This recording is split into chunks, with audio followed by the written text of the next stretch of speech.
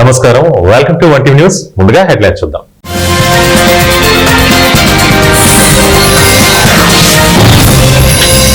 గాజాపై Israel భీకర దాడులు, 65 మంది మృతి.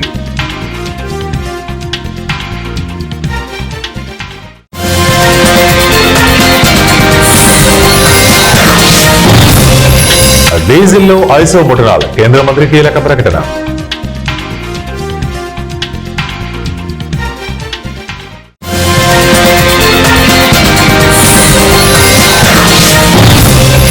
వదిలే ప్రసక్తే లేదు, సిబిఐకి కంప్లైంట్ చేస్తా, కవిత సంచలన ప్రకటన.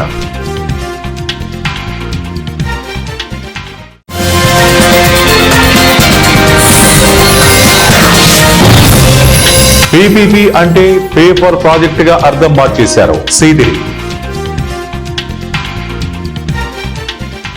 బంజారాహిల్స్ లోని తెలంగాణ జాగృతి కార్యాలయంలో హెచ్ఎంఎస్ సింగరేణి జాగృతి సంయుక్త సమావేశం జరిగింది. ఈ సమావేశంలో ఇటీవల హెచ్ఎంఎస్ గౌరవ అధ్యక్షురాలిగా ఎన్నికైన కల్వకుంట్ల కవితను ఘనంగా సత్కరించారు. ఇక ఈ సందర్భంగా కవిత మాట్లాడుతూ సింగరేణిలో అవినీతిపై సిబిఐకి కంప్లైంట్ చేస్తామని కీలక ప్రకటన చేశారు. రాష్ట్రంలో కాంగ్రెస్ అధికారంలోకి వచ్చిన తర్వాత సింగరేణిలో అవినీతి రాజ్యమేలుతోందని ఆరోపించారు. రాబో సింగరేణి ఎన్నికల్లో హెచ్ఎంఎస్ జెండా ఎగరబోతోందని జోస్యం చెప్పారు. అవినీతిని కట్టడి చేయకుంటే సింగరేణి భవన్ను ముట్టడిస్తామని హెచ్చరించారు. కాంగ్రెస్ అంటేనే కరప్షన్ పార్టీ అని కీలక వ్యాఖ్యలు చేశారు. ప్రతి కాంట్రాక్ట్ లో 25% అవినీతి జరుగుతోందని ఆరోపణలు చేశారు. దాంట్లో 10% వాటా కాంగ్రెస్ పెద్దలకు వెళ్తోందన్నారు. సింగరేణిలో అవినీతిని ఎట్టి పరిస్థితుల్లో అంగీకరించాం. అవినీతిపై చర్యలు తీసుకోవాలని డిప్యూటీ సీఎంలను డిమాండ్ చేశారు. ప్రభుత్వం స్పందించకుంటే తామే సిపిఐకి, కేంద్ర దర్యాప్తు సంస్థలకు ఫిర్యాదు చేస్తామని ప్రకటన చేశారు. ప్రభుత్వ మెడికల్ కాలేజీలు, ఆరోగ్యశ్రీ సేవలు ప్రైవేటు పరం చేయాలని కూటమి ప్రభుత్వం ఆలోచిస్తోందని మాజీ మంత్రి వైఎస్ఆర్సీపీ నేత సీదిరి అప్పలరాజు మండిపడ్డారు. పండగ సందర్భంగా మెగా సేల్ పెట్టినట్లు ఫ్రీగా మంత్రులు ప్రభుత్వ సంస్థలను ప్రైవేట్ కి కట్టబెడుతున్నారని దుయ్యబట్టారు. పీపీపీ మంచిదని మంత్రులు మాట్లాడుతున్నారని, ప్రైవేట్ కి మెడికల్ కాలేజీలు ఇవ్వటం ట్రయల్ రన్ గా మొదలు పెట్టారా అంటూ అప్పలరాజు ప్రశ్నించారు. ఇప్పటి వరకు E20 పెట్రోల్ గురించి చెప్పిన నితిన్ గడ్కరీ తాజాగా ఐసోబుటనాల్ గురించి పేర్కొన్నారు. డీజిల్లో 10% ఐసోబుటనాల్ కలపడానికి automotive research association of India కృషి చేస్తోందని కేంద్ర రవాణా శాఖ మంత్రి అన్నారు. India sugar and bio energy manufacturers association వార్షిక సమావేశంలో నితిన్ గడ్కరీ మాట్లాడుతూ డీజిల్లో 10వ వంతు ఇథనాల్ ను కలపడంపై జరిగిన ట్రయల్ రన్స్ విజయవంతం కాలేదు కాబట్టి దీనికి ప్రత్యామ్నాయంగా ఐసోబుటనాల్ మిశ్రమం ఉపయోగించాలని అన్నారు. ఐసోబుటనాల్ అనేది మండే లక్షణాలతో కూడిన ఆల్కహాలిక్ సమ్మేళనం. దీనిని డీజిల్ తో పాటు ఉపయోగించడం వల్ల ప్రయోజనాలు ఉంటాయని ఆయన అన్నారు. హమాస్ అంతమే లక్ష్యంగా గాజా స్క్రిప్ట్ పై ఇజ్రాయెల్ భీకర దాడులకు పాల్పడుతోందని, డ్రోన్ వైమానిక దాడులతో విరుచుకుపడుతోంది. తాజాగా శుక్రవారం కూడా గాజాలోని పలు ప్రాంతాల్లో ఐడిఎఫ్ దళాలు విరుచుకుపడ్డాయి. ఈ దాడుల్లో 60 మందికి పైగా ప్రాణాలు కోల్పోయారు. గాజా ప్రాంతంలోని ఉత్తర ప్రాంతంపై ఐడిఎఫ్ కాల్పులు జరిపింది. ఈ దాడిలో 65 మంది ప్రాణాలు కోల్పోయారు. వీరిలో ఒకే కుటుంబానికి చెందిన 14 మంది ఉన్నట్లు వైద్య వర్గాలు తెలిపాయి. గాజా నగరంలో ఆట్వామ్ ప్రాంతంలోని ఇంటిపై జరిపిన దాడిలో వీరంతా మరణించినట్లు పేర్కొన్నారు. అయితే ఈ దాడులను పాలస్తీనా గ్రూప్ హమాస్ ఖండించింది. పౌరులను లక్ష్యంగా చేసుకోవడం ద్వారా ఇజ్రాయెల్ యుద్ధ నేరాలకు పాల్పడుతోందని ఆరోపించారు. ఇలాంటి చర్యలు అంతర్జాతీయ చట్టాన్ని ఉల్లంఘించడమే అన్నారు. బాధిక ఉద్యోగుల సమాఖ్యాధ్వర్యంలో ఉత్తమ ఉపాధ్యాయుల అభినందన సభ ఘనంగా నిర్వహించారు. కడప జిల్లా బద్వేల్లో పెన్షనర్ అసోసియేషన్ భవన్ లో జిల్లా స్థాయి ఉత్తమ ఉపాధ్యాయ అవార్డు గ్రహీతులైన సగిలి బాలయ్య, కొడబటి కంటి సుదర్శన్ మరియు జిల్లా ఉత్తమ అధికారిగా 4 సంవత్సరాల పాటు విశిష్ట సేవలు అందించిన doctor H Venkata Subbaiah, SC corporation మాజీ ఎగ్జిక్యూటివ్ డైరెక్టర్లను ఘనంగా సత్కరించారు. ఈ కార్యక్రమంలో బద్వేలు నియోజకవర్గం బాధిక ఉద్యోగుల సమాఖ్య అధ్యక్షుడు ఎర్రబల్లె ఓబయ్య అధ్యక్షతన నిర్వహించారు. ఈ సమావేశంలో స్థానిక బాధిక ఉద్యోగులు, ఎంఆర్పీఎస్ నాయకులు, స్థానిక ప్రజా సంఘాల నాయకులు హాజరై అవార్డు గ్రహీతలకు శాలువాలు కప్పి మెమంటోలతో సత్కరించారు. ఈ సందర్భంగా ఉపాధ్యక్షుడు పాఠశాలలో కేవలం పాఠ్య బోధనకే పరిమితం కాకుండా రాబోయే తరాలకు ఆదర్శప్రాయుడిగా ఉంటూ అంకిత భావంతో పనిచేసి భవిష్యత్తులో జిల్లా స్థాయి నుండి రాష్ట్ర, జాతీయ స్థాయిలోనూ రాణించి జాతి బిడ్డలుగా ఉన్నత రంగాల్లోనూ ముందుండాలని కోరారు.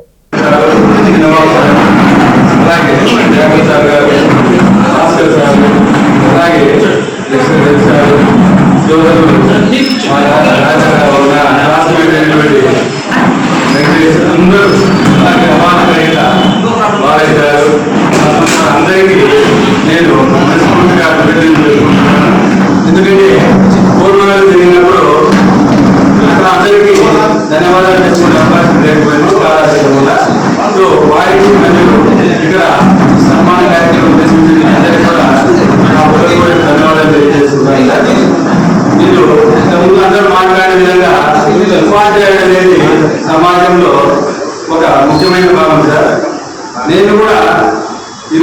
ఉపాధ్యాయులు ఉన్నానంటే ఆ రోజు నా ప్రైవేట్ సెక్షన్ 25 గురువులు మొదట చదువుకోవాలనే ఒక సదుద్దేశాన్ని నాలో క్రియేట్ చేసిన వాళ్ళు మా చిన్నప్పుడు గారు కొడవలకి స్వామి గారు. తర్వాత పాఠశాలలో డ్రాప్ అవుట్ కావాల్సిన మమ్మల్ని లలితమ్మ అనే ఒక టీచరు మళ్ళీ స్కూల్ తీసుకుని మమ్మల్ని డెలివరీ చేసింది. ఆ తర్వాత సుందరం గారు ప్రైవేట్ సెక్షన్లో, అలాగే హై స్కూల్లో మాకు మంచిగా ఇది చేసింది మా మామగారు రాజసార్ గారు.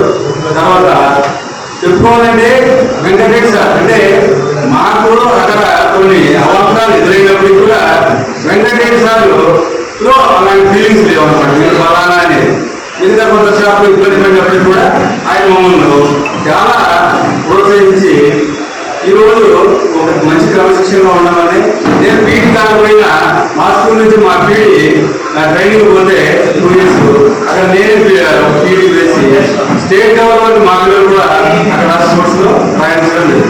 ఇది ముఖ్య విషయం ఏంటంటే మా హెడ్ మాస్టర్ పీడి కాబట్టి ప్రమోషన్ అది మా అదృష్టం ఏమిటి, ఆయన మళ్ళీ అన్ని విధాలుగా మీరు అన్ని అంశాలు బాగున్నాయి సార్ అని అన్నింటిలో ప్రోత్సహించి నాకు అప్లికేషన్ స్వయంగా ఫిల్అప్ చేసి పంపించింది ఆయన. కాకపోతే ఇన్ని సంవత్సరాలు మనము ఎందుకు మనకు అవార్డు రాలేదంటే మనం చేసుకునే పనులు మనం చెప్పుకోవడం ఏంటి, మనం అప్లికేషన్ పెట్టాం అలాంటి ధోరణిలో ఉండడం వల్ల ఇన్ని సంవత్సరాలు మనం ఈ అవార్డు దూరంగా ఉన్నాం. ఇంకోటి ఏంటంటే నాలో ఎక్కడ మనం పోయినా ఏ ప్రాంతంలో పోయినా ఇప్పుడు గవర్నమెంట్ స్కూళ్ళు నడుస్తున్నాయంటే ఎక్కువ శాతం మన పిల్లలు అక్కడ చదువుతున్నారు. నేను పోయిన ప్రతి చోట కూడా మన పిల్లలు గుర్తించి అందరికీ చదువు చక్కగా చెప్తాము. మన పిల్లలు ఎదుగుబడి ఉంటారు కాబట్టి వాళ్ళు ఇంకా ముందు తీసేదానికి నా శాయశక్తుల ప్రయత్నం చేస్తున్నాను. నిజం చెప్పాలంటే 97, 99, 2000 వరకు హృదయపేట అనే గ్రామంలో స్కూల్ అనేది మేము బయట స్కూల్ పోయాము ఓసికాలంలో. అక్కడ మన పిల్లలకు అనేక ఇబ్బందులు వచ్చాయి. అలానే హై స్కూల్ చెన్నాయి పోవాలంటే ఒరిమల్లలో సార్ చెప్పినట్టు నీటిలో నడుచుకుంటూ పోయేవారు.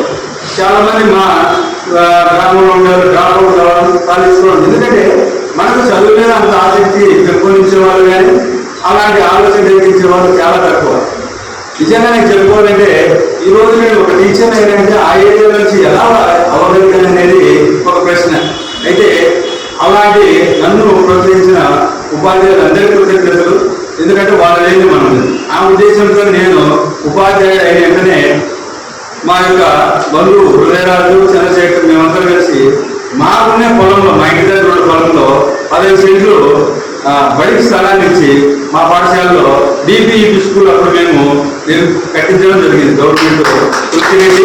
తర్వాత మా మండలాధ్యక్షులు మీనాకుమార్ వాయురామయ్య వాళ్ళు నాకు మంచి సహకారం. అంటే మన పిల్లలు అందరూ చదవాలనే ఉద్దేశంతో అక్కడ పాఠశాలను నిర్మింపజేసి ఆ పాఠశాలలో పనిచేస్తాను. అంటే నేను పుట్టిన గ్రామంలో నా సొంత ఊళ్ళో నేను గ్రామానికి చెందిన డెక్కా ప్రవీణ్ పథకం ప్రకారం పొరుగు రాష్ట్రం తమిళనాడుకు తీసుకువెళ్లి హత్య చేసిన ఘటన స్థానికంగా ఉద్రిక్తత రేపింది. మృతుడు నవీన్ నేషనల్ అథ్లెటిక్స్ క్రీడాకారుడు. ప్రస్తుతం అచ్యుతాపురం సమీపంలోని ప్రైవేట్ కంపెనీలో ఉద్యోగం చేస్తున్నాడు. మంగళవారం తన స్నేహితుడికి తిరువన్నామలై వెళ్తున్నట్లు ఫోన్ చేసి తెలిపాడు. బుధవారం ఉదయం వరకు ఫోన్ లో మాట్లాడినప్పటికీ రాత్రి 9:30 తర్వాత అతని ఫోన్ స్విచ్ ఆఫ్ అయింది. గురువారం ఉదయం అమ్మాయి ఫోన్ నుండి ఓ యువకుడు కాల్ చేసి నవీన్ చనిపోయాడని కుటుంబ సభ్యులకు సమాచారం ఇచ్చాడు. శనివారం ఉదయం మృతదేహాన్ని అంబులెన్స్ లో గ్రామానికి తీసుకొచ్చి అంత్యక్రియలు నిర్వహించారు. ఆనందపురం నుండి యువకులు ర్యాలీగా శవాన్ని గ్రామానికి తీసుకొచ్చారు. వెంకటాపురం మాజీ సర్పంచ్ కుమార్తె రూప, ఆమె తల్లి చిన్ని చెన్నైకి పిలిచి హత్యకు పాల్పడ్డారని కుటుంబ సభ్యులు ఆరోపిస్తున్నారు. ఇద్దరు అరుణాచలంలోని పోలీసుల అదుపులో ఉన్నారని సమాచారం. తన కొడుకును హత్య చేయడం అమానుషమని తల్లిదండ్రులు రాంబాబు, విజయ ఆవేదన వ్యక్తం చేశారు. నిందితులకు కఠిన శిక్ష విధించాలని ప్రభుత్వాన్ని డిమాండ్ చేశారు. నా కూతుర్ని ఎలా చేస్తాడనే ఒక మాట మాకు చెప్తే నేను మందలించుకుందునో అంత దూరం తీసుకెళ్ళి ముమ్మాటికి వాళ్ళే చంపేశారండి. మీకు ఎవరు ఫోన్ చేశారు ఫస్ట్? అక్కడ అబ్బాయి ఎవరో చేశారండి. ఆ అబ్బాయి ఫోన్ చేసి మేడ నుంచి పడిపోయాడు అన్నారండి. ఎవరి సెల్ నుంచి చేశారు? మీ సెల్ నుంచి, వాళ్ళ సెల్ నుంచి వచ్చిందా, మీ అబ్బాయి సెల్ నుంచి వచ్చిందా? అమ్మాయి సెల్ నుంచి వచ్చింది. అమ్మాయి సెల్ నుంచి ఫోన్ చేసి చెప్పారు ఏమని? ఎందుకంటే మేడం నుంచి పడిపోయేదని చెప్పారు. మీరు ఎవరిని అడిగారా? మీరు మేము ఇంక అడగడానికి మేము ఇంకేమి అమ్మాయి సెల్ నుంచి వచ్చింది మీ ఫోన్.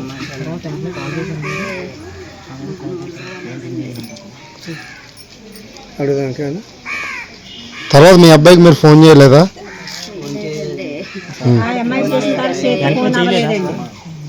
చెప్పండి చెప్పండి.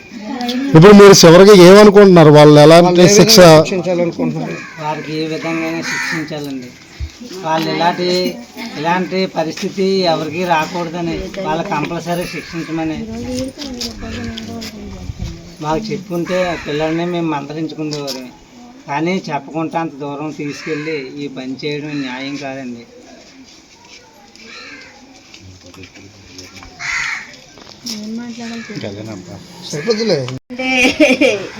నా కొడుకునే ముమ్మాటి కాలే చంపి చెప్పాడా? మాకు చెప్పలేదండి. ఫోన్ వచ్చింది అంటే మాకు ఈ విషయం తెలియదండి. ఈ టికెట్లు ద్వారాగా అది చచ్చిపోయాకే తెలిసింది వివరాలన్నీ. అప్పుడు వరకు మాకు తెలీదు. ఎక్కడ ఉండేవాడు మీ అబ్బాయి? ఎక్కడ ఉండేవాడు? మా ఇంటి దగ్గరేనండి. ఏ ఊర్లో ఉండేవాడు? అచ్యుతాపురం అండి, చెడుగూడు గ్రామం అండి. నా కొడుకు ఆ ఇంటి దగ్గరే ఉండడండి. ఏం చేసేవాడు మీ అబ్బాయి? నా కొడుకు కంపెనీలో చేసేవాడండి. ఫార్మల్ సిటీ కంపెనీలో చేసేవాడండి. ఈ అమ్మాయి ఎలా పరిచయం మీ అబ్బాయికి? ఏమోనండి మాకు తెలీదు. మాకు తెలీదండి. ఎలా పరిచయమో మాకు తెలీదు. మాకు న్యాయం చెయ్యండి. న్యాయం అంటే ఎలాంటి న్యాయం కోరుకుంటున్నారమ్మా? నాలాగా కొడుకులాగా ఏ తల్లిదండ్రులకి జరగకూడదు. అమ్మాయిని ప్రేమిస్తే చంపిస్తారేటండి. మీ అమ్మాయిని ప్రేమిస్తానని నీ కొడుకుని నాకు చెప్తే నేను మందలించుకుంది కదమ్మా. కృష్ణా జిల్లా మోపిదేవి మండల పరిధిలోని మోపిదేవి లెక్క గ్రామంలో టీడీపీ నేత బళ్ల సీతారాం ప్రసాద్ బరి తెగించాడు. వైసీపీ సానుభూతి పరుడనే నెపంతో ఈడే విజయ్ కుమార్ ఇంటిని జేసీబీతో కూల్చేశారు. తమ ఇల్లు కోల్చొద్దని వేడుకున్న విజయ్ కుమార్ కుటుంబ సభ్యులను దౌర్జన్యంగా టీడీపీ నేత అనుచరులు పక్కకు లాగేసి పడేశారు. టీడీపీ నేత దాడిలో గాయపడిన విజయ్ కుమార్ కుటుంబ సభ్యులకు అవనగడ్డ ప్రభుత్వ ఆసుపత్రిలో చికిత్స అందిస్తున్నారు. బాధితులను అవనగడ్డ మాజీ ఎమ్మెల్యే వైసీపీ నియోజకవర్గ సమన్వయకర్త సింహాద్రి రమేష్ బాబు పరామర్శించారు. 40 సంవత్సరాల క్రితం నుంచి ఒక పోరంబాకు ఇది. ఆ పోరంబాకులో పెట్టుకుని ఈడే మునేశ్వరారు ఇక్కడ ఉంటున్నారు. రాత్రి జేసీపీ ఒకటి తీసుకొచ్చి మనుషులు ఇంటూ ఉండగానే అడ్డగోలుగా పడదోసేసి ఇల్లు పడుకుంటారు. ఈ పోరంబాకులో ఉన్న ఇల్లు చాలా ఉన్నాయి ఇక్కడ. దీని మీద పని కట్టుకుని చాలా ఈ 40 ఏళ్ళ నుంచి అనేక రాజకీయ పార్టీలు అనేక రాజకీయ నాయకులు మారారు. ఎప్పుడూ లేనిది కూటమి ప్రభుత్వం వచ్చిన తర్వాత వాళ్ళకు అనుకూలంగా ఉన్న మనుషుల ఎడల అవతల రూలు రైలు లేకుండా అడ్డగోలుగా ఇట్లా పడదోసేయటం అలవాటైపోయింది. ఇది కూడా ఇక్కడ అటువంటిదే. ఆ ఎదురుగుండా కనపడుతున్న పాకలు కానీ ఇంకో అవన్నీ నేను పడదేమని అంటలా. అవి ఎప్పటి నుంచో ఉన్నాయి. వీళ్ళు కరెంటు బిల్లులు ఉన్నాయి, ఇంటి పన్ను ఉన్నాయి. ఇవన్నీ ఉండగానే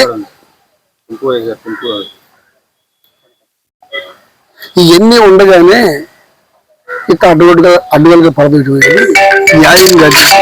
ఇలాంటి పనులు పేదవాళ్ళు ఇల్లు పడదోసి మళ్ళీ ఆ పాపం కూడగట్టుకునే పనులు చేయొద్దని కోరికే దీన్ని మళ్ళా వాళ్ళు వేసుకుంటానికి కలెక్టర్ దగ్గరికి వెళ్తారు. అదేవిధంగా కోర్టులో కూడా వేశారు వీళ్ళే. కొంచెం ఈ విషయాలన్నింటినీ దృష్టిలో పెట్టుకుని ఈ గ్రామ ప్రజలు ఇక్కడ ఉన్న అన్ని పార్టీలలో ఆలోచించాలని, దీనికి న్యాయమైన పని జరగాలని కోరుకుంటున్నాను. వైఎస్ఆర్సీపీ పార్టీ తరఫున అవనిగడ్డ నియోజకవర్గం చల్లపల్లి మండలం. నా పేరు రాజులపాటి కళ్యాణి. నేను చల్లపల్లి జడ్పీటీసీ, అలాగే రాష్ట్ర గౌడ్ సంఘం మహిళా అధ్యక్షురాలిని. వైఎస్ఆర్సీపీ పార్టీ తరపు నుండి రాత్రి జరిగినటువంటి చర్య హేయమైనది. ఈ విషయాన్ని మేము తీవ్రంగా ఖండిస్తున్నాం. టీడీపీ నేతలు మరి కూటమి ప్రభుత్వాన్ని ముసుగులో వారు చేస్తున్నటువంటి అరాచకాలు 40 సంవత్సరాలుగా ఈడే విజయ్ కుమార్ గారి కుటుంబం మరి ఇక్కడ స్థానికంగా ఉంటుంది. మరి ఇంటి పన్ను కానీ కరెంటు బిల్లు కానీ కోర్టు నుండి కానీ అనుమతులన్నీ ఇది ఇక్కడ నివసించడానికి అనుకూలంగా ఉన్నాయని చెప్పి ఇవ్వడం జరిగింది. మరి అటువంటి విషయాన్ని కూడా వారు ఖాతరు చేయకోకుండా రాత్రి జేసీబీని తీసుకొచ్చి మరి ఇల్లుని కోల్చడం ఎంతవరకు సమంజసం? మనం మరి ప్రజాస్వామ్య పరిపాలనలో ఉన్నామా, ఎక్కడున్నామనే అనుమానం కలుగుతుంది. ఈ రోజున వైఎస్ఆర్సీపీ ప్రభుత్వంలో మా నాయకులు క్రమశిక్షణ కలిగినటువంటి మరి పరిపాలన అందించారు. ఆ రోజున కులాలకు మతాలకు మరి రాజకీయ పార్టీలకు అతీతంగా ప్రతి ఒక్కరూ సమానంగా ఆయన అందించినటువంటి పథకాలు గాని ఆయన చేసినటువంటి అభివృద్ధి గాని ప్రతి ఒక్కరికి అందాలి, సమానంగా ఉండాలని చెప్పి ఆయన ప్రతిపాదన చేస్తే ఈ రోజున వైఎస్ఆర్సీపీ పార్టీ సానుభూతి పరులు ఎవరైనా ఉన్నారు, నాయకులు ఎవరైతే ఉన్నారు వారి మీద కక్షపూరిత చర్యలు చేయటమే కూటమి ప్రభుత్వం యొక్క ముఖ్య ఉద్దేశంగా కనబడతా ఉంది. మరి ఒక విషయం గమనిస్తా ఉంటే ప్రభుత్వం వచ్చిన తర్వాత వారు 15 నెలల్లో ఎంత అభివృద్ధి చేశారు ఏంటి అనేది పక్కన పెట్టి వైసీపీ వారిని ఎంత తీవ్రంగా ఇబ్బందులు పెడుతున్నారు అనే విషయాన్ని ముఖ్యంగా ప్రభుత్వం చూస్తుంది తప్పితే ఇటువంటి హేయమైన చర్యల్ని మరి వైసీపీ పార్టీ తరఫున మేము ఖండిస్తా ఉన్నాం. ముఖ్యంగా గౌడ సంఘం తరఫున నేను చెప్పదలుచుకున్నది ఏమిటంటే మా మామగారు వాళ్ళు ఉంటున్నారు. మా మామగారు వాళ్ళు ఇల్లు చాలతలేదని మా మామగారు వాళ్ళు అక్కడ ఉండి మమ్మల్ని 10 సంవత్సరాల నుంచి మేము ఇక్కడ ఉంటున్నాము. మా వారు మేము రాత్రి సడన్గా పిల్లలు మేము ఇంట్లో వండంగా తీసుకొచ్చి పుల్లు కుక్కలేని తీసుకొచ్చి పడేసేసారు. పిల్లలు వీళ్ళు ఏడుపులు బాగా ఏడుస్తున్నారు. మా అత్తగారు ఏమో అడ్డం వస్తుంటే లాగేసేసి పక్కన పడేసేసి మా అత్తగారిని తల మీద కొట్టారు. వాళ్ళు హాస్పిటల్లో ఉన్నారు మా అత్తగారు మా మామగారు వాళ్ళు. కేవలం ఇదేంటంటే మా వారు వార్డు మెంబర్గా గెలిచారు. కావాలని 2 సంవత్సరాల నుంచి వీళ్ళు పార్టీ వచ్చిన కాడ నుంచి టార్గెట్ చేసి ఏ రకంగా సరే వీళ్ళని తెప్పించాలని ఫస్ట్ నుంచి కూడా మొన్న వారం 10 రోజుల కింద కూడా ఇలాగే వస్తే మా అత్తగారు అడ్డం పెడితే అప్పుడు మగవాళ్ళు వచ్చారు. మగవాళ్ళు వస్తే అమ్మాయిని లాగడానికి వీల్లేదని వాళ్ళు వెళ్ళిపోయి మళ్ళీ రాత్రి ఆడవాళ్ళని తీసుకొచ్చి 10-15 మంది నేను మా అత్తగారు మా మామగారు మేము ముగ్గురమే ఉన్నాము. నేనేమో పిల్లల్ని చూసుకోవడమే సరిపోయింది. వీళ్ళు బేబాని ఏడుస్తుంటే వాళ్ళు కేవలం కావాలని ఎవరు లేని టైంలో మా వారు బయటికి వెళ్తాం చూసి అప్పుడు వచ్చి ఇట్లా చేశారు. ఆడవాళ్ళు లాగేసేసి అట్లా పడితే అట్లా లాగేసి కొట్టేసి వాళ్ళ ఇష్టం వచ్చినట్టు చేశారు. చాలా ఇబ్బంది పెట్టారు. రాత్రి ఎవరు లేని టైంలో చూసి చీకట్లో కనీసం రోడ్ లైట్లు కూడా తీపిచ్చి చేశారు. ఇళ్లలో కరెంట్ ఉంది, రోడ్ లైట్లు ఎరుగుతూ ఉన్నాయి. అప్పుడు ఆ టైంకి ఆపేసి మళ్ళీ 10 నిమిషాలు పోగంటే ఇక్కడ పని అయిపోగానే రోడ్ లైట్లు ఇచ్చేసేసారు. అదంతా కావాలని చేయడమే కానీ లేకపోతే ఇదేం లేదు. కావాలని టీడీపీ నాయకులు చేయడం జరిగింది. ఐఎఫ్టియు రాష్ట్ర స్థాయి క్లాసులో జనరల్ కౌన్సిల్ సమావేశాలు నవంబర్ 1 నుంచి 4 వరకు ఏలూరులో జరుగుతున్నాయని ఐఎఫ్టియు ఉమ్మడి పశ్చిమ గోదావరి జిల్లా ప్రధాన కార్యదర్శి మద్ద వెంకటరావు తెలిపారు. ఈ సందర్భంగా ఐఎఫ్టియు అనుబంధ ఏలూరు మార్కెట్ యార్డ్ హమాలీ వర్కర్స్ యూనియన్ ఆధ్వర్యంలో ఈ సందర్భంగా వెంకటరావు, ఎర్రా శ్రీనివాసరావులు మాట్లాడుతూ ఈ సంవత్సరం నవంబర్ నెలలో రాజకీయ శిక్షణా తరగతులు నిర్వహిస్తున్నామన్నారు. ప్రజల్లో కార్మికులు ఆర్థికంగా సహాయ సహకారాలు అందించాలని విజ్ఞప్తి చేశారు. అలాగే ప్రభుత్వ రంగ సంస్థలను పరిరక్షించాలని, విశాఖ ఉక్కు కర్మాగారాన్ని ప్రభుత్వ రంగ స్థలం కొనసాగించేలా కార్మికులు సైతం చైతన్యం చేయాలని అన్నారు. నవంబర్ 1, 2, 3, 4 తేదీలో జరిగే ఐఎఫ్టీ రాష్ట్ర స్థాయి క్లాసులను, కార్మిక హక్కుల పరిరక్షణ కోసం జరిగే ఐఎఫ్టీ రాష్ట్ర స్థాయి క్లాసులను రద్దు చేయాలి. 4 లేబర్ కోడ్లను రద్దు చేయాలి. 4 లేబర్ కోడ్లను రద్దు చేయాలి. 4 లేబర్ కోడ్లను కార్మిక హక్కులు హరించే 4 లేబర్ కోడ్లను కార్మిక హక్కులు హరించే 4 లేబర్ కోడ్లను జయప్రదం చేయండి. నవంబర్ 1, 2, 3, 4 తేదీలో జరిగే ఐఎఫ్టీ రాష్ట్ర స్థాయి క్లాసులను యార్డ్ హమాలీ వర్కర్స్ యూనియన్ కార్యదర్శి ఏలూరు. ఇవాళ రేపు నవంబర్ 1, 2, 3, 4 తారీఖుల్లో ఐఎఫ్టియు రాష్ట్ర రాజకీయ తరగతులు ఏలూరులో జరగబోతూ ఉన్నాయి. ఆ తరగతులు కార్మిక వర్గానికి, కర్షక వర్గానికి, రైతాంగానికి, మహిళలకి సంబంధించిన సమస్యల మీద చర్చలు జరగబోతూ ఉన్నాయి. ఆ చర్చలన్నీ రాబోయే రోజుల్లో కార్మిక వర్గానికి, కక్షజీవులకి, రైతాంగానికి, ప్రజా సమస్యల మీద దీర్ఘకాలంగా నా రోజులు చర్చించబోతూ ఉన్నాను. ఈ కార్యక్రమానికి దాదాపు ఈ రాష్ట్ర వ్యాప్తంగా ఒక 300 మంది ప్రతినిధులు హాజరు కాబోతూ ఉన్నారు. వాళ్ళ వసతి సంబంధించి లేకపోతే ఈ హాల్కు సంబంధించిన అనేక రకాల ఆర్థిక ఖర్చులు, ఆ ఖర్చులన్నీ కూడా ఈ మన ఏలూరు నగరంలో లేకపోతే ఉమ్మడి పశ్చిమ గోదావరి జిల్లాలో అందరూ కూడా వ్యాపార వాణిజ్య సంస్థలు అలాగే కార్మిక వర్గం, కక్షజీవులు కూడా చేయించి ఆ కార్యక్రమం చేయవలసిందిగా కోరుతున్నాం. మద్దా వెంకటరావు, ఐఎఫ్టియు ఉమ్మడి పశ్చిమ గోదావరి జిల్లా ప్రధాన కార్యదర్శి ఏలూరు. భారతదేశంలో మోడీ షా సర్కారు 3వసారి భారతదేశ ప్రజలకు ప్రధానమంత్రిగా, హోంమంత్రిగా మోడీ షా సర్కారు ఉన్నారు. ఈ యొక్క 3వసారి పదవెక్కినటువంటి మోడీ షా కార్మిక హక్కులు హరించే 4 లేబర్ కోడ్లు తీసుకొచ్చారు. ప్రభుత్వ రంగ సంస్థలను పరిరక్షించాలి, ప్రభుత్వ రంగ సంస్థలను కాపాడవలసినటువంటి బీజేపీ సర్కారు మోడీ షా సర్కారు అంచెలంచెలుగా ప్రైవేటీకరణ దిశగా ప్రయాణం చేస్తున్నటువంటి మోడీ సర్కార్ విధానాలకు వ్యతిరేకంగా కార్మిక వర్గం సమర సంఘం పోనవలసినటువంటి అవసరం ఉంది. అదేవిధంగా ఆంధ్రప్రదేశ్లో విశాఖ ఉక్కు ఆంధ్రప్రదేశ్ ప్రజల హక్కు. అటువంటి విశాఖ ఉక్కును కూడా స్టేజ్ బై స్టేజ్గా ప్రైవేటీకరణ దిశగా మోడీ సర్కార్ ప్రయత్నం చేస్తున్నారు. ఇటువంటి ఒక ప్రత్యేక పరిస్థితిలో భారత కార్మిక సంఘాల సమాఖ్య ఐఎఫ్టియు రాష్ట్ర స్థాయి క్లాసులు ఏలూరులో నవంబర్ 1, 2, 3, 4వ తేదీలో జరపబోతున్నాం. ఈ యొక్క క్లాసులకు ఏలూరు నగరంలో జిల్లా వైడిగా వర్తక వాణిజ్య వ్యాపారస్తులు ఈ యొక్క క్లాసులకు సంబంధించినటువంటి ఆర్థికంగా సహాయ సహకారాలు అందించాలని చెప్పేసి విజ్ఞప్తి చేస్తున్నాం. అదేవిధంగా భవిష్యత్తు కార్యాచరణ కూడా రూపొందించుకునే విధంగా మోడీ సర్కార్ తీసుకొచ్చినటువంటి కార్మిక హక్కులు హరించి 4 లేబర్ కోడులకి తిరుగుబాటు చేయవలసినటువంటి ఒక దిశగా కార్మిక వర్గం చైతన్యవంతం చేసేటటువంటి ఆలోచనతో ఈ యొక్క క్లాసులు నిర్వహించుకున్నాం. ఈ క్లాసులో కార్మిక రాష్ట్ర వ్యాప్తంగా ప్రతినిధి వర్గం 300 మంది వరకు పాల్గొంటారు. వారికి సంబంధించినటువంటి వసతులు ఏర్పాటు చేయాల్సిన బాధ్యత ఏలూరు పట్టణ కార్మిక వర్గం మీద, ప్రజల మీద ఉంటుంది. కనుక ఆ నేపథ్యంలో కార్మిక వర్గం వర్తక వాణిజ్య వ్యాపారస్తులు కూడా ఆర్థికంగా సహాయ సహకారం అందించవలసిందిగా విజ్ఞప్తి చేస్తున్నారు. రంగారెడ్డి జిల్లా ఇబ్రహీంపట్నం నియోజకవర్గ ఎమ్మెల్యే మల్రెడ్డి రంగారెడ్డి అబ్దుల్లాపూర్మేట్ మండలంలో 80 లక్షల నిధులతో అభివృద్ధి పనులకు శంకుస్థాపన, ప్రారంభోత్సవాలకు శ్రీకారం చుట్టారు. మండలంలోని జైన్ ఆర్ఎం కాలనీలో పలు అభివృద్ధి కార్యక్రమాలను ఎమ్మెల్యే ప్రారంభించారు. ఈ సందర్భంగా ఆయన మాట్లాడుతూ తెలంగాణలో కాంగ్రెస్ ప్రభుత్వం అమలు చేస్తున్న 200 యూనిట్ల లోపు ఉచిత విద్యుత్ పథకం జైన్ ఆర్ఎం కాలనీ ప్రజలకు వర్తిస్తుందని ఎమ్మెల్యే స్పష్టం చేశారు. అబ్దుల్లాపూర్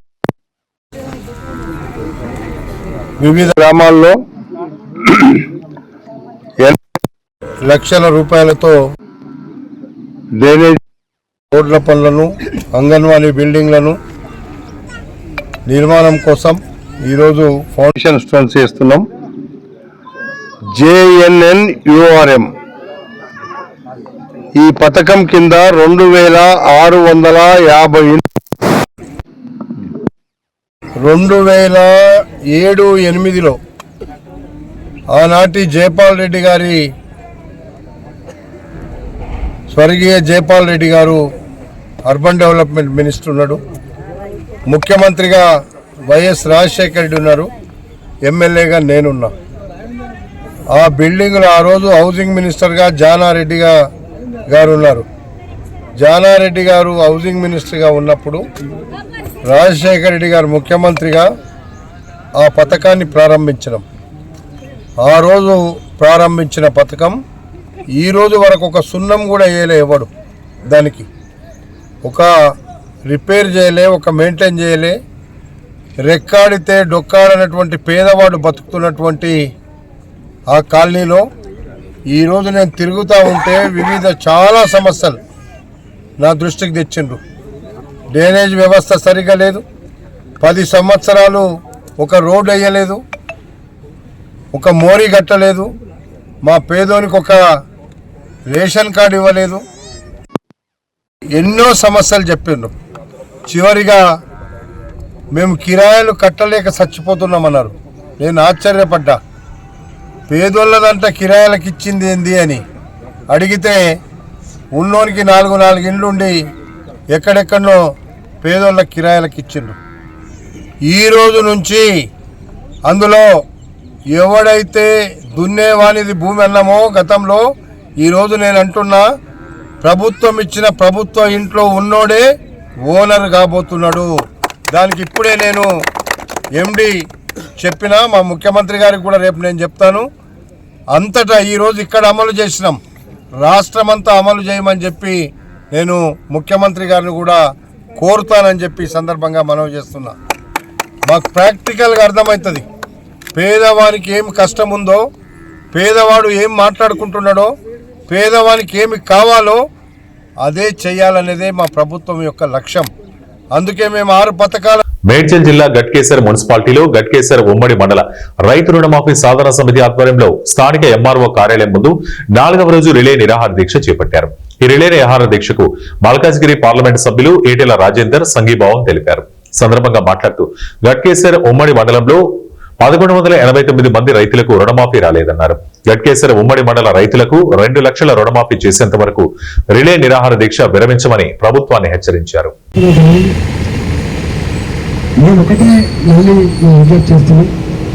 కాంగ్రెస్ పార్టీ నాయకులు, ఎంపీ గారు, ఎమ్మెల్యే గారు ఎక్కడికైనా పోతే గుర్తుపెట్టుకోండి, మేము దాంబికాలో ఓటమని కాదు. మేము మా పదవి మా అలంకారం కోసం రాలే.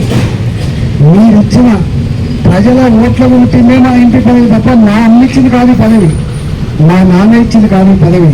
కొనుక్కుంటే దొరికే సరుకు కాదు ఇది.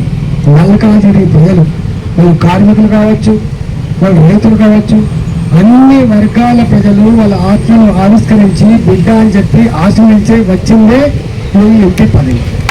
వాళ్ళ కోసం ఎక్కడికైనా వస్తుంది, వాళ్ళ కోసం దేనికైనా కొట్టాలని సిద్ధంగా ఉంది తప్ప దాని నుంచి తప్పించుకునే ప్రసక్తి లేదు నమ్మాలి.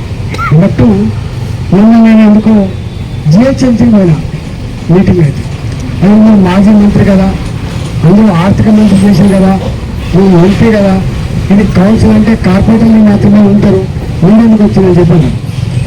మా మల్లకాయలో చాలా సమస్యలు ఉన్నాయి, నేను మా ప్రజల కోసం వచ్చాను. నేను మాజీ మంత్రినా, ఆర్థిక మంత్రినా, ఎంపీ నాకు కదా నేను లేవు. నేను ఈ సభకు వచ్చి మా వాళ్ళ సమస్యలు కొంత ప్రస్తావిస్తే 4 పైసలు వస్తే ఇంకా గవర్నమెంట్ వస్తుందని చెప్పి వచ్చినా అని చెప్పి నేను కూడా మైక్ పట్టుకొని మాట్లాడినా. 20 నిమిషాలు మాట్లాడి సమస్యలన్నీ చెప్పిన. సమస్యలకు మల్కాయిని మాత్రమే చెప్పలేదు. హైదరాబాద్ నగరంలో ప్రజలు ఎదుర్కొంటున్న వరద నీళ్ళ సమస్య కావచ్చు, మురికి నీళ్ళ సమస్య కావచ్చు, తాగే నీళ్ళ సమస్య కావచ్చు, రోడ్ల సమస్య కావచ్చు, అన్ని సమస్యలు ప్రస్తావించారు. దానికి ఏదో కొంత పరిష్కారం అవుతున్నాయి. కాబట్టి నాకు బేసిజాలు లేవు, నాకు బేసిజాలు ఒకవేళ నిజంగానే కనుక ముఖ్యమంత్రి కాబట్టి నేనే కోరుతా. వాడికి రాని అసలు ఇవాళ ఆ సంస్థలు బంద్ అయిపోయింది. కానీ మంత్రులు, మంత్రులైనా సాయంత్రం పూట ఒక 2 గంటలు 3 గంటలు ప్రజలకి ఓపెన్ దర్వాజా తెచ్చిపెట్టి ముఖ్యమంత్రి గారు కూడా. ఏలూరు జిల్లా నూజివీడి నియోజకవర్గంలోని పలు గ్రామాలకు చెందిన 52 మంది లబ్ధిదారులకు 25 లక్షలు వైద్య ఖర్చుల నిమిత్తం సీఎం సహాయ నిధి చెక్కులు మంత్రి పార్థసారథి అందజేశారు. గత వైసీపీ ప్రభుత్వంలో 4.5 కోట్ల మందికి వైద్య సేవలు అందిస్తే కూటమి ప్రభుత్వం అధికారంలోకి వచ్చాక 5.10 కోట్ల మంది లబ్ధిదారులకు ఎన్టీఆర్ ఆరోగ్య పథకంలో వైద్య సేవలు అందిస్తున్నట్లు మంత్రి పార్థసారథి తెలిపారు.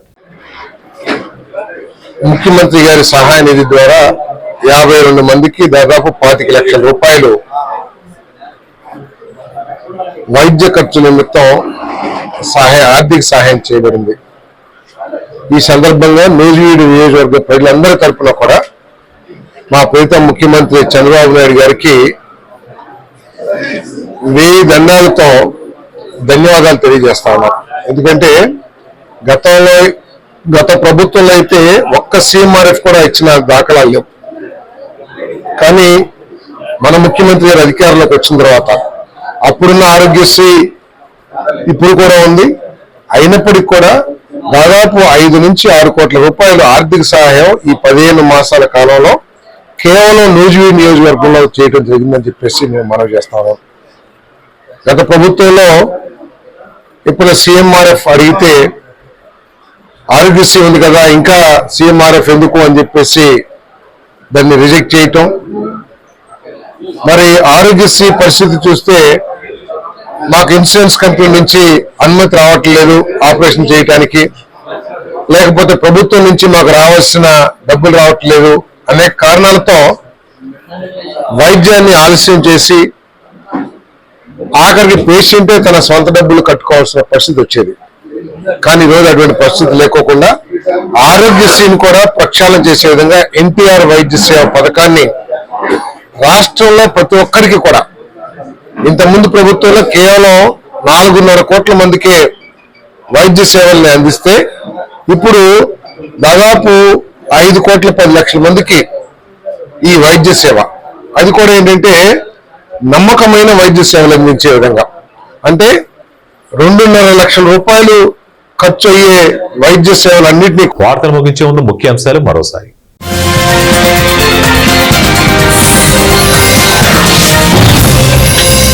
గాజాపై ఇజ్రాయెల్ భీకర దాడులు, 65 మంది మృతి.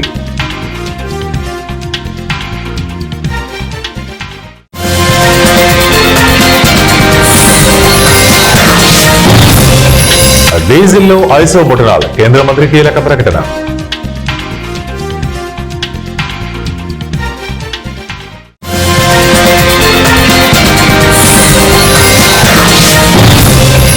వదిలే ప్రసక్తే లేదు, సిబిఐకి కంప్లైంట్ చేస్తా, కవిత సంచలన ప్రకటన.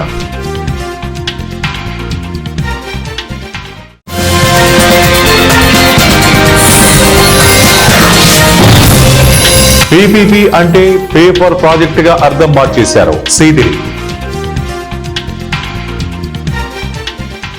ఇవే ఇప్పటి వరకు బులెటిన్ అప్డేట్స్. మరిన్ని అప్డేట్స్ కోసం చూస్తూనే ఉండండి ONE టీవీ న్యూస్.